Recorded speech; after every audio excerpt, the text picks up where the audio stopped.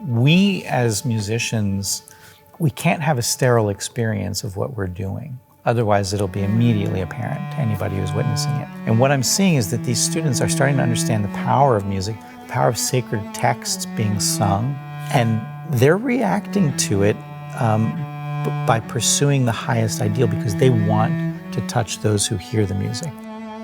I'm Tim McDonnell, and I'm a professor of music at Hillsdale College, and my area of focus is sacred music.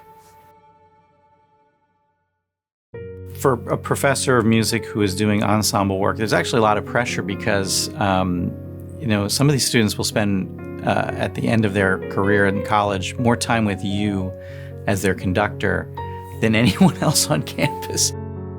Every member of an ensemble is a leader. They have to be self-reliant, contributory, analytical in the moment.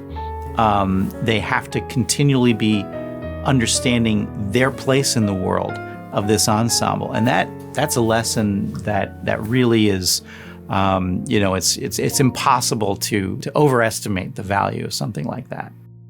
I just remember, it's got this piece that we're doing has a very long organ introduction, and so there's a long buildup, and sometimes that's hard. And the first chord that they sang, I just remember thinking, this is it. This is why we make this moment. And I just could see in the eyes of the students this total realization that we just did something exactly the way it should have been. I teach the kids a lot of classical music stuff.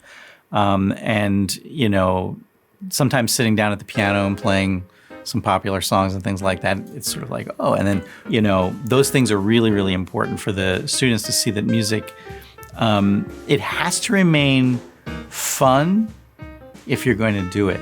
It's really important, I think, to know these other styles and how they can actually teach us.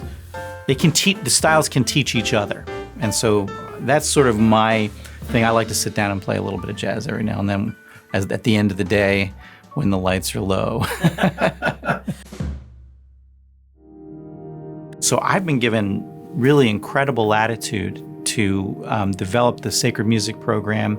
And it is so, it's really invigorating to be in a place that says, no, you figure out what is the best environment for this to happen, to make the most beautiful music we can make, to have the best possible experience for our students.